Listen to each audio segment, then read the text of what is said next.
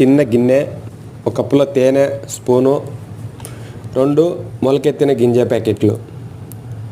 ఈ మొలకెత్తిన గింజల్ని ఆ గిన్నెలో వేసుకోవాలి. ఎంత ఫ్రెష్గా ఉండాలంటే చూడండి, అంత ఫ్రెష్గా ఉన్నాయి. క్యారెటు, బీట్రూటు, శనక్కాయ గింజలు చూడండి, నేను చూపిస్తాను మీకు.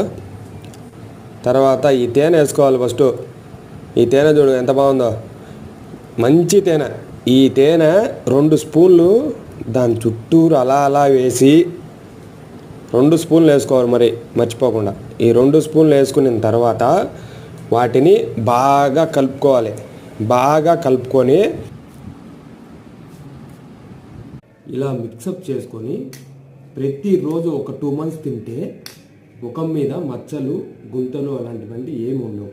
చూసారు కదా, ఒక్కసారి టేస్ట్ చేసి నేను చెప్తాను ఎలా ఉందో.